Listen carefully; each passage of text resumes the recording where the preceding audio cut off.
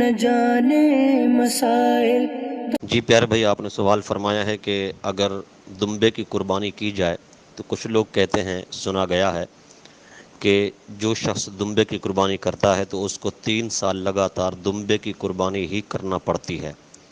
آیا کہ شریعت مطہرہ میں اسی طرح ہے کہ جو 1 سال دمبے کی قربانی کر لے اس اگلے 2 سال بھی دمبے کی قربانی ہی کرنا پڑے گی؟ رہنمائی فرمائیں۔ تو جی محترم، یہ عوام کی طرف سے چھوڑا ہوا ایک شوشہ ہے، ایسی کوئی بات نہیں ہے۔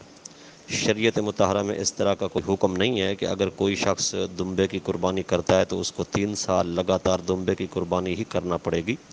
یہ ایک من گھڑت بات ہے، ایسا کچھ بھی نہیں ہے شریعت مطہرہ میں۔ لہذا جس جانور کے خرید کرنے کی اور قربانی کرنے کی آسانی ہو اسی جانور کی قربانی ہی کی جائے گی، بشرطے وہ جانور موٹا تازہ بے عیب ہو۔